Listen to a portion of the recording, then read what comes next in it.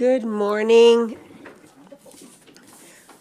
I want to welcome everyone to this Finance Committee meeting on March the 4th here in our modal chambers. Before we begin, I'd like to do a land acknowledgement that we are working and playing here within Mi'kma'ki, which is the ancestral territory of the Mi'kmaq. Are there any announcements, acknowledgements, or recognitions from council? No? I'd like to turn the time over to our mayor, who does have a proclamation for International Women's Day. Well, it's a privilege to read this today, whereas International Women's Day is celebrated globally on March 8th by those who believe in gender equality and who seek to improve the lives of all women and girls, trans and two-spirit and gender-diverse peoples through cultural, legal, economic, and social change.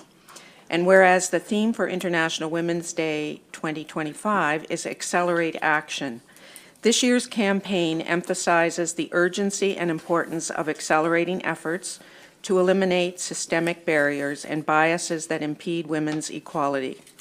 And whereas women and girls, in particular women with disabilities, racialized women, immigrant women, two-spirit and gender-diverse peoples, experience many forms of oppression. And whereas International Women's Day is a time to work toward a world where each woman and girl can exercise her choice, such as participating in politics, getting an education, having an income, and living in societies free from violence and discrimination. And whereas the municipality of the District of Lunenburg is committed to promoting equity and justice and will continue to work to address the systemic and structural oppressions that perpetuate inequality. Now, therefore, I, Mayor Elspeth McLean-Weil, do hereby proclaim March 8th, 2025 as International Women's Day in the municipality of the District of Lunenburg. Further to that, councilors, I wish to perhaps bring to your attention a significant woman of our history in this community. And the irony of all this was I had to dig deep to find anything written about women here that were of note. And I think that perhaps speaks to some of the things that we need to perhaps dig into a little more, why we haven't written more about the history of some of the women of our community. But today I want to tell you about Victoria Ernst, who was born in Bridgewater in 1856 and worked as a teacher for 15 years before becoming the first female doctor to practice in Bridgewater. She attended Dalhousie Medical School and graduated in 1900. And due to the fact that women were not allowed to practice in hospitals at the time, she wasn't permitted to serve an internship. She returned to Bridgewater and became the town's first female doctor, specializing in women's health. Not only that, but she was notable for her real estate skills. She went on to own the largest number of residential properties in Bridgewater. She adopted 3 children and died in 1940 at the age of 85. Upon her death, her last will and testament were published in the Bridgewater Bulletin, and it openly stated that she bequeathed her properties to their appropriate renters, as well as to her children, to her extended family, the Dawson Memorial Hospital, and many other charitable organizations. Her philanthropy, talent, intelligence, kindness, and incredible spirit are recognized to this day, as in 2008, the town of Bridgewater named a street after Victoria Ernst in the Glen Allen subdivision. So I just thought that was appropriate to bring to council today. Thank you very much, especially for that added item about Victoria. We appreciate it. We're going to move on to public input, and if you notice on our agenda, there are 2 public input slots. The first public input, which is at this time, is for items that you wish to bring to council that are not capital budget items. There will be time for public input after council has heard staff presentations on the budget and have asked questions for clarification. I do have a statement regarding public input which will apply to both public inputs. Public input is one of several opportunities for the public to engage with council. Residents are welcome to use the public input portion of the meeting to share their thoughts with the council on municipal topics that are important to them. We ask that all statements be respectful of all members of the public, staff, and council. We ask that you provide your name and civic address. If you have a question or concern that you would like to have addressed, then we ask that you also provide your email address so that we may contact you regarding your question or comment. The chair will respond to questions that can easily be answered, and it is at the discretion of the chair to make this determination. If your question or concern cannot be answered by the chair, which by me, most likely that will happen, then it will be handled as follows. We will email you with an answer to your question or a response to your concern. We may also contact you to get additional information or further clarification on the matter to assist you in responding. We will require that you provide your email address so that we may respond to your issue.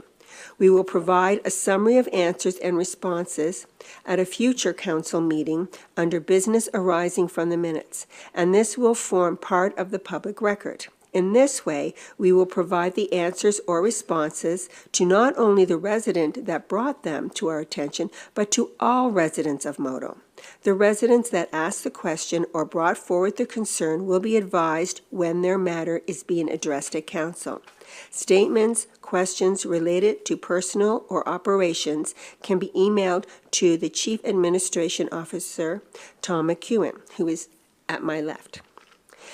There are 15 minutes allocated for public input today, which are shared between the speakers.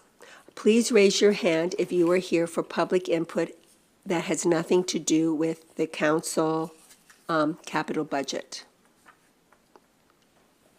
Okay. You're the only one, so you get to use the whole 15 minutes if you'd like. Oh, no, not your presentation. You're Mark? Yeah, Mark will be having you during our presentation time. But is there anyone for public input? No? Okay. Thank you very much, everyone. So we're going to move on to changes to the agenda. Do we have any changes to the agenda? Councillor Smith. I would like to add something under 12, added items. Given that there's been another femicide in our county, I would like us to consider writing a letter to the province supporting calls from the gender-based violence sector for increased funding. Thank you. We'll add that, and I believe we have other items, so we'll do them all together. Councillor DeLong, thank you. Thank you and good morning. I'd like to add an item regarding a possible committee to address our climate action strategic priority.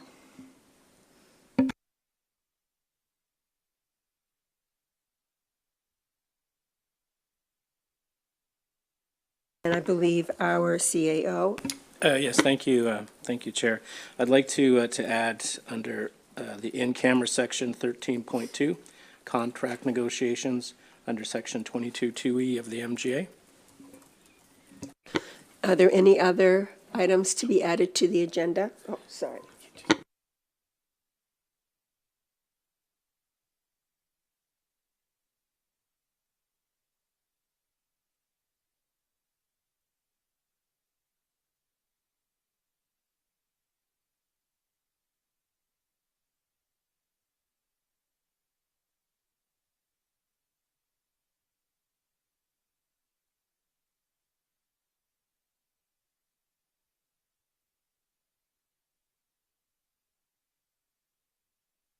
So I just received proper direction regarding adding agenda items. So we're first going to go with Councillor Smith's item. And Councillor Smith, do you feel that this is a time-sensitive item? Yeah, I think it is. It's an urgent call that is needed after 2 deaths in our county since the new year, and it's the 8th, I believe, femicide since we were elected from across the province.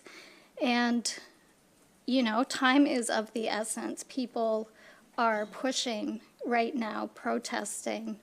Gender-based violence organizations are asking for us to step forward to advocate. So, and also it's International Women's Day on Saturday. I think that it's timely, it's urgent, and I would like to see us move that forward as quickly as possible. So all those in favor of adding this item to our agenda today, please raise your hands. And those opposed? Opposed is Councillor Brooks. Our second item is Councillor DeLong. Councillor DeLong, do you feel that this is important item to bring today rather than putting it through the regular council agenda process? My thoughts on why I wanted to add it today are that we had a conversation last Thursday during budget deliberations about whether or not we needed to strike a climate committee to look at possible climate projects and their funding. So this is in relation to our operating budget, which we aren't discussing today, but I do want to give staff enough time to come back to us with recommendations on this committee and budget items for climate action. All those in favor of adding this? Oh, sorry, I seconded on the first item. No. We already voted, so, so I should go through the voting, asking? I'm sorry. Okay, thank you. So then, is there any discussion on that agenda item? Mayor? I think that, I just want to be clear, I think there's 2 issues. One is around the operating budget, and I think we agreed that we would get that back for our conversation next week. I agree. I think we should have a discussion about whether we do it as a committee or we have it as an item on the agenda, and I have it noted for an agenda for a council meeting. And I have it noted in that list of things that came up at our discussion last week that we wanted to attend to, and I think that's one we should deal with earlier, because I think there's issues around updating, because that plan was done a couple of years ago, and I think we need to look at updating it, and also in evaluating what has been done to date and the levels of success around some of that, and what we might think about needs higher priority.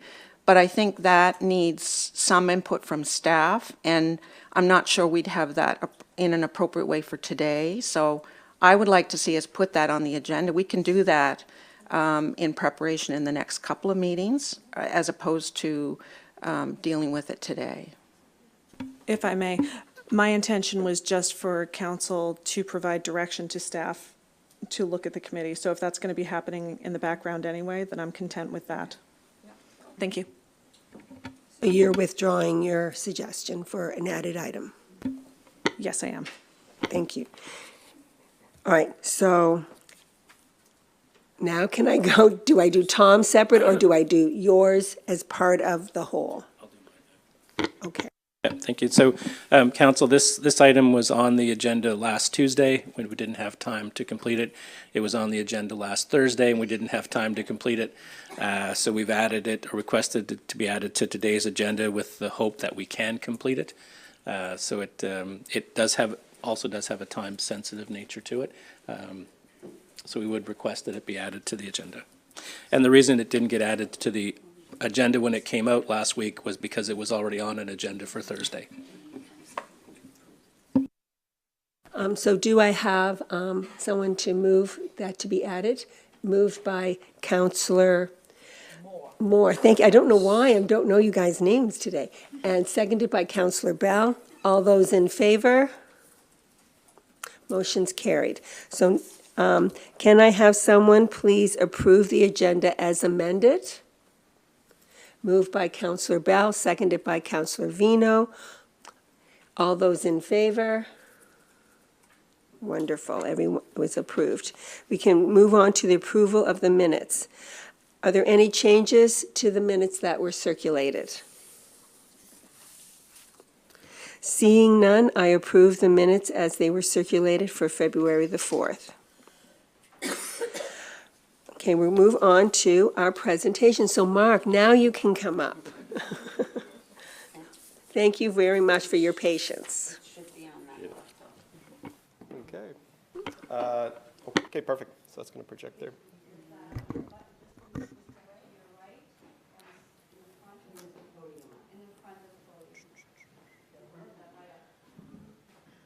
While Mark is getting set up, I just want to remind for council, our presenter, and for the public, any decisions on requests by our presenters are referred to staff and a future council or committee meeting.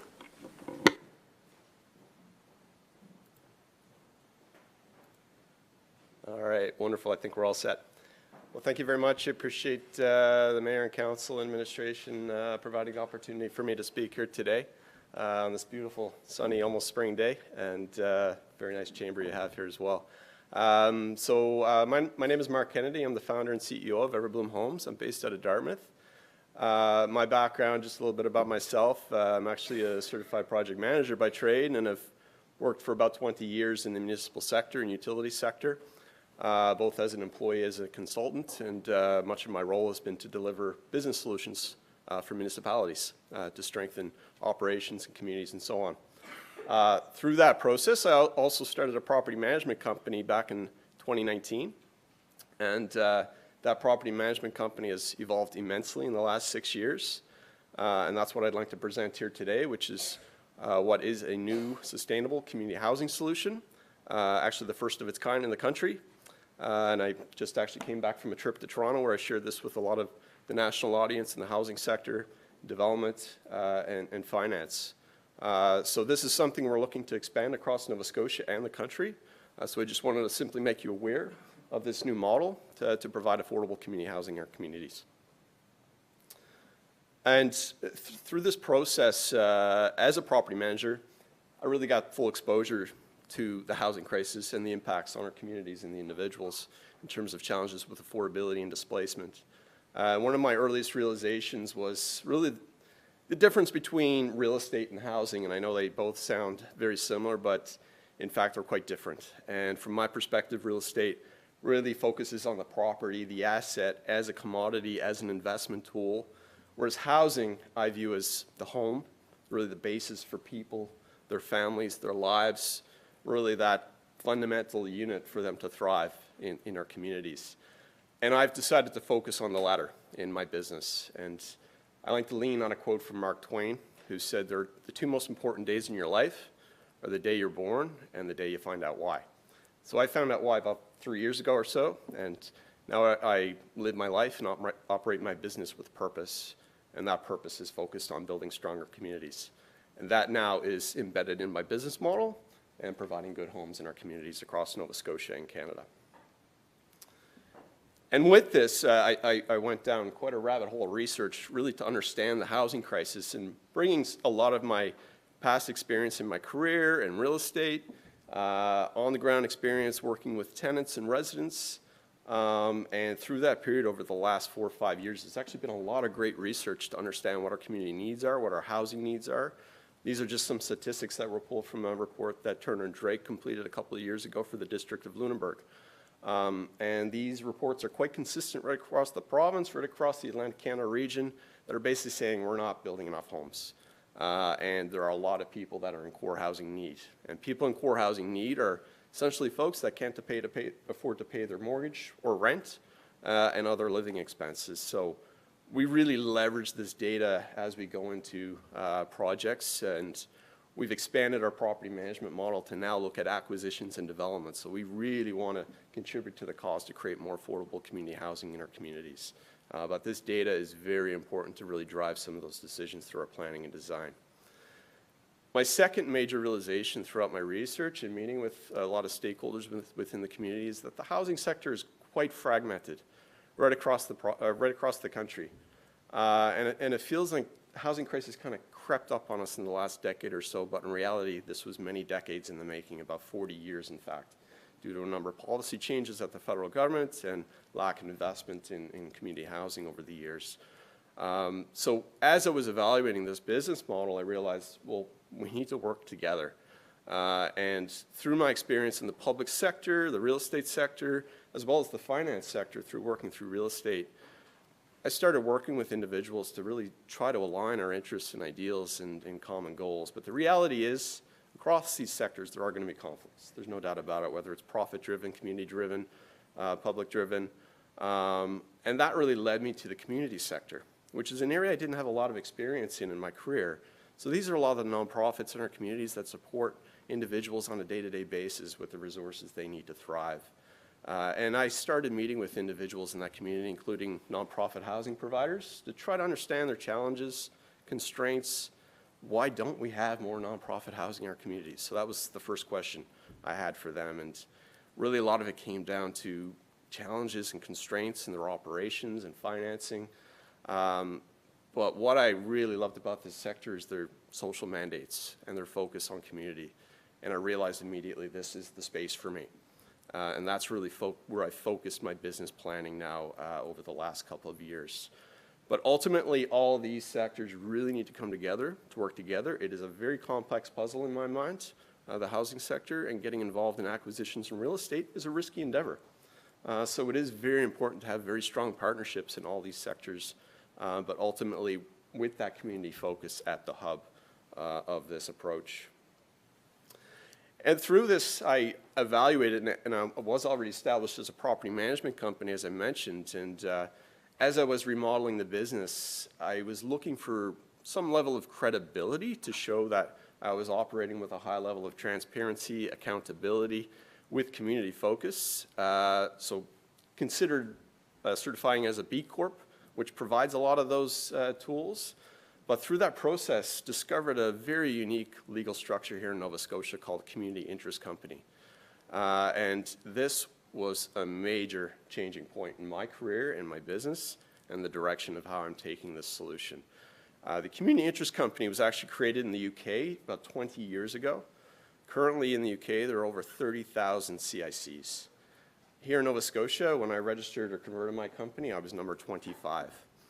So it was created in Nova Scotia in 2016, and we're currently the only province in Canada with this.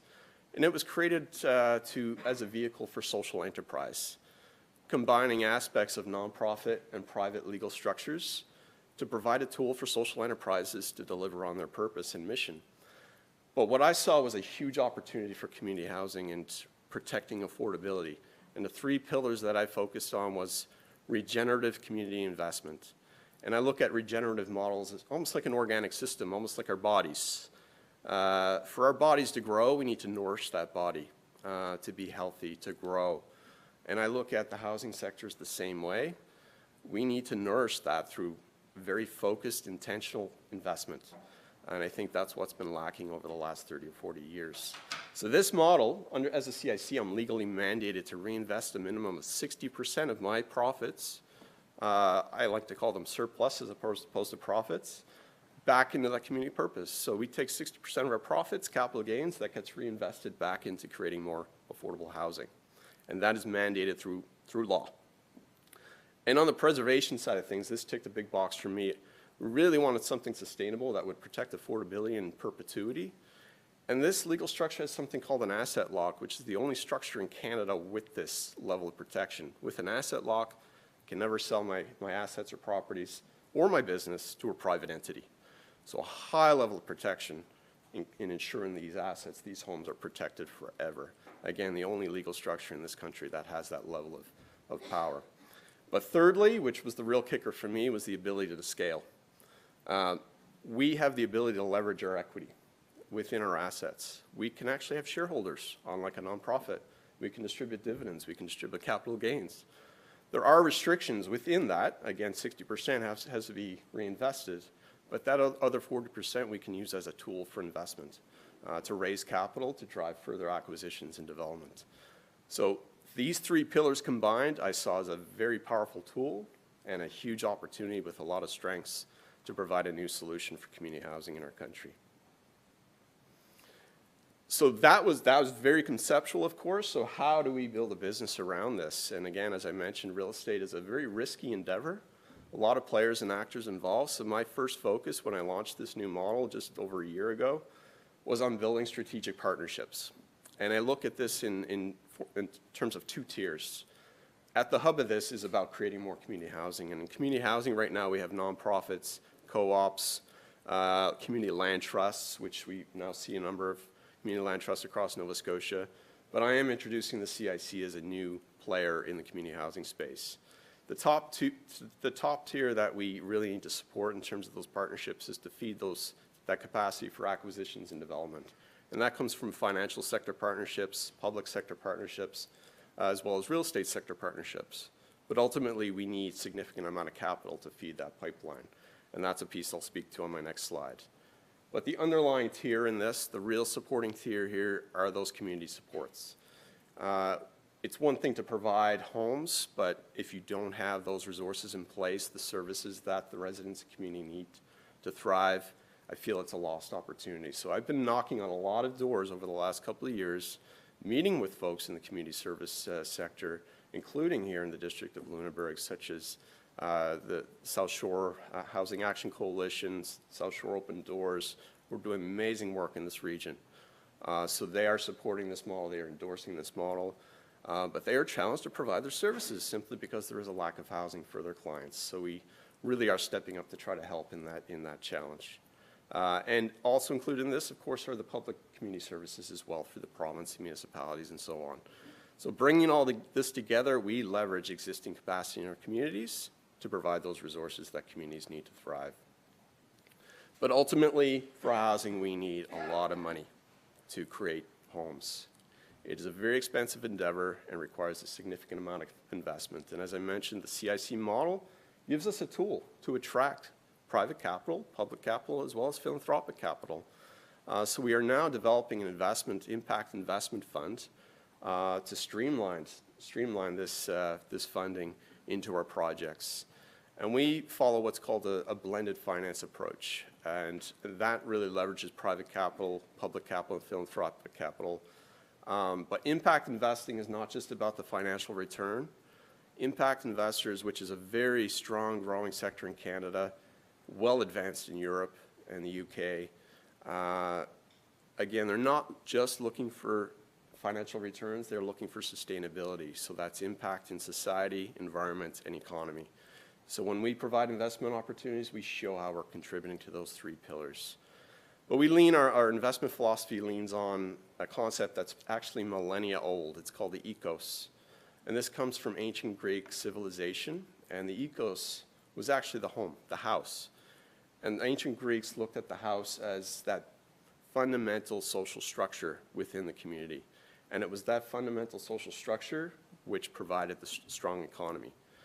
And we follow that same philosophy and approach. And again, this concept is millennia old and really holds a lot of strength. And I think this is a big reason why we're in the situation we are right now, because we've lost that stock of affordable homes, strong homes. And we're also seeing the challenges within our economy as well. So this is really embedded in our model, but we see more good homes as building stronger communities, stronger economies, and that regenerates back into more investment into that stock for future homes. And lastly, I am now in the process of working with some national organizations to develop a business framework around this.